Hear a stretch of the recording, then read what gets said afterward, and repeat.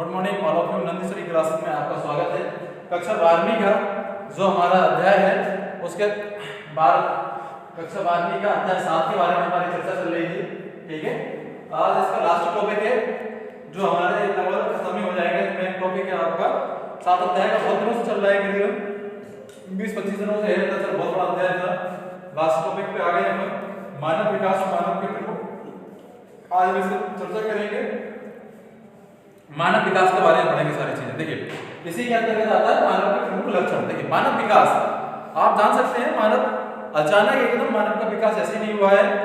ठीक है, जो आज मानव शारीरिक रूप से आपको दिखता है, वास्तव में अगर इसके पूर्वजों के, हम मानव के पूर्वजों के अध्ययन करें तो जो शारीरिक अंतर है, बहुत अंतर हमें देखने को मिलेगा।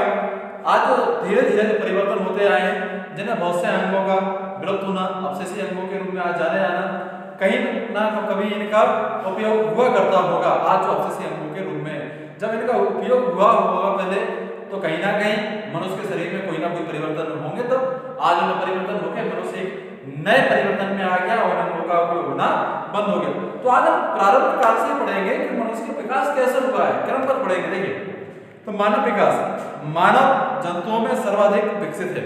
यानी अगर कहा जाए जंतुओं में, जितने जीव जंतु हैं उनमें मानव सबसे ज्यादा विकसित है।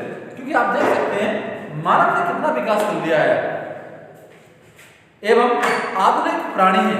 और मानव एक ऐसा प्राणी है जो आधुनिक है, बौद्धिक क्षमता, स्पष्ट भाषा में संवाद एवं सभ्यता का उत्तरोत्तर विकास, उत्तरोत्तर यानी एक के बाद एक का विकास समय के अनुसार होता गया है। भाषा की कहें हम, या उसके संवाद यानी उसके बोलचाल में परिवर्तन, धीरे धीरे अन्य भाषाओं के एक के अतिरिक्त अन्य भाषाएं सीखना।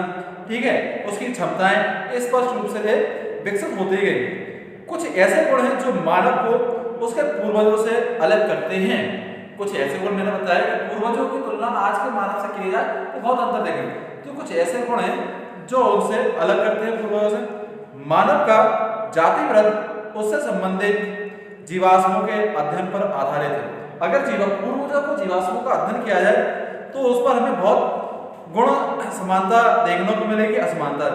जीवाश्म अभिलेख खंडित तथा जीवाश्म मानव वैज्ञानिक ने अपने आधार पर जो उन्होंने बताया, इन्होंने एक साथ जोड़कर तथा तुलनात्मक अध्ययन किया और मानव जाति वृद्धि तैयार करने में सफलता प्राप्त की। कैसे? देखिए, मानव वर्गीकृत स्थिति, सबसे पहले जगत एनिमिलिया, एनिमिलिया के अंतर्गत किसे मानव का अध्ययन किया गया है। संघ कॉर्डेटा, एनिमिलिया में संघ कॉर्डेटा। ठीक है, उपसंघ आपका, उपसंघ कौन सा है आपका? वर्टिकेटा। वर्ग मेलेलिया, उपवर्ग यूथेरिया। ठीक है, और गण कौन सा है आपका? प्राइमेट गण है। और उपकरण कौन सा है?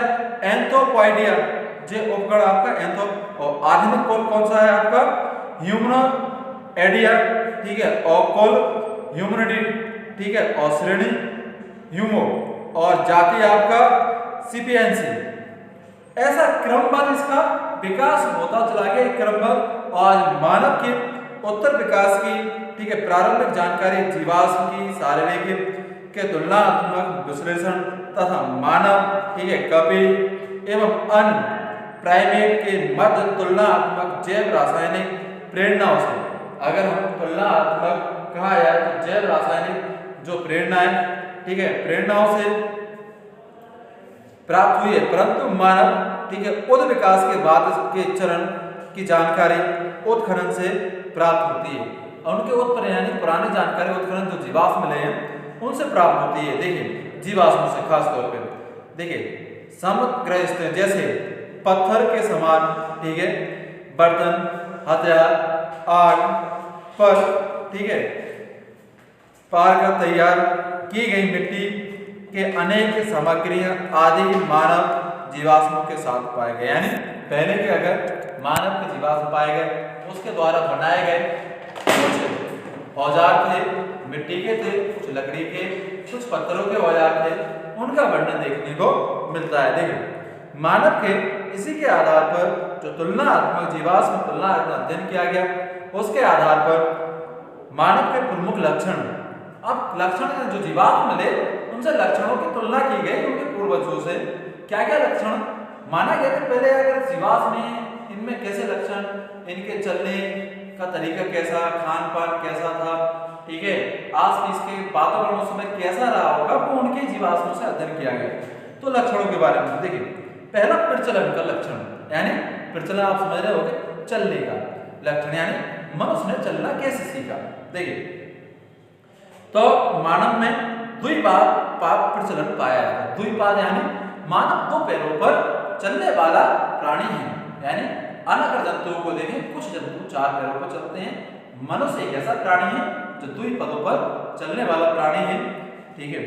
इसके बाद दूसरा है सीधा खड़ा होने की मुद्रा, यानी मनुष्य कैसा खड़ा होता है, एकदम सीधा आपका लंबवत खड़ा होता है, ठीक है। तो इसका द्वितीय लक्षण क्या है, इसके सीधा खड़ा होने की मुद्रा, शरीर सीधा खड़ा होने एवं चलने के लिए अनुकूलित होता है। एक तो शरीर सीधा खड़ा होता है, चलने के लिए अनुकूलित होता है, यानी शरीर के अनुसार वह अपना प्रचलन कर सकता है। समय समय विभिन्न कार्यों के लिए हाथ स्वतंत्र रहते हैं।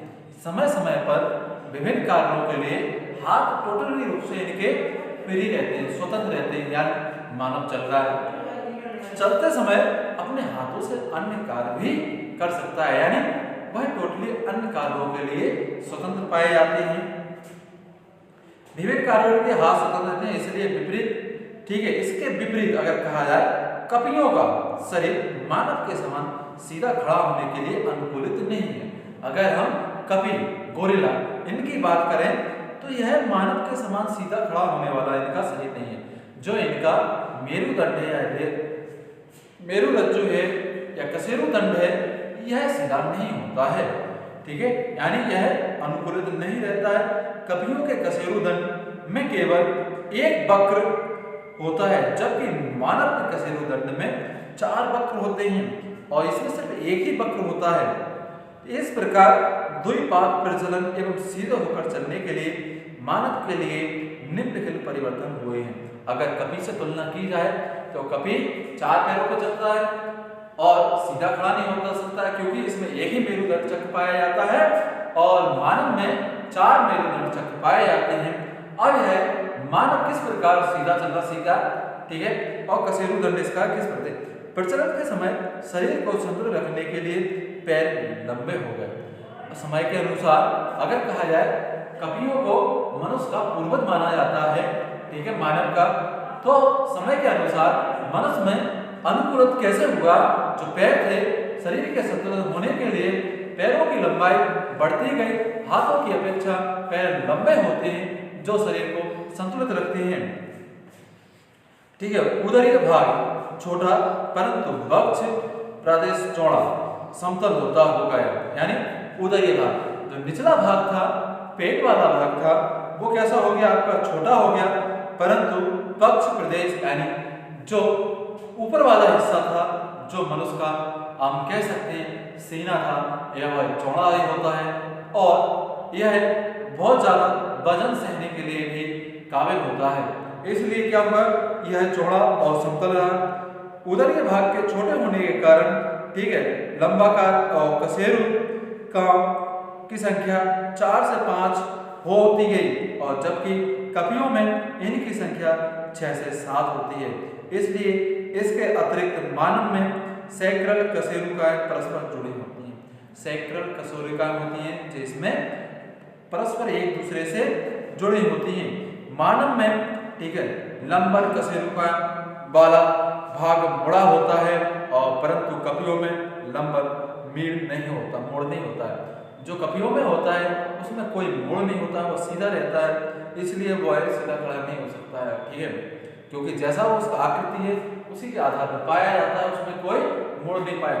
अब मनुष्य का शरीर है वह मुड़ भी सकता है, क्योंकि इसमें जो भाग रहता है मुड़ा हुआ मुड़ भी सकता है और सीधा भी हो सकता है। मानव में श्रेणी, ठीक है, मेखला की इलियम, ठीक है, अस्थि चौड़ी एवं विस्तारित होती हैं। जो हड्डियां होती हैं चौड़ी होती हैं और विस्तारित होती हैं। इस प्रकार की, ठीक है, चिलमची, ठीक है, या बेसिन की तरह संरचना बनाती है, जिससे शरीर के ठीक है अनेक अंतर्राग व्यवस्थित होते हैं, जिसमें शरीर के बहुत से अंतर्राग हड्डियां जो एक दूसरे जुड़ी होती है और सारा व्यवस्थित रहता है। देखिए पुच्छ अनुपस्थित होती है मनुष्य में, पुच्छ पहले माना जाता होती होगी क्योंकि उसके अवशेषी अंग आज भी है मनुष्य में, आज वो अनुपस्थित है। ठीक है, मानव की खोपड़ी कशेरु दंड के ऊपरी सीधे में उपस्थित होती है। कशेरु दंड के ऊपरी हिस्से पर मनुष्य की खोपड़ी होती है। ठीक है, जबकि कपियों की खोपड़ी कशेरु दंड के ठीक है समकोण पर उपस्थित होती है।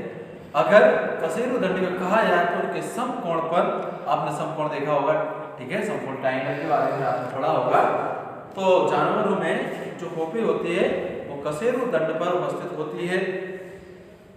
इसके अलावा आप देख सकते हैं कशेरु दंड के अलावा इसमें मानव का में जो ऑक्सीपिटल यानी काइडन एवं फोरमेन मैग्नम नीचे की तरफ ठीक है निर्देश होते हैं, जबकि कपियों की में खोपड़ी या यानी जो आपका ऑक्सीपिटल या काइंडल है यानी जे वाला जो हिस्सा वो नीचे की ओर इस तरीके से होता है। आप देख सकते हैं जो जबड़ा है इस तरीके से हो सकता है।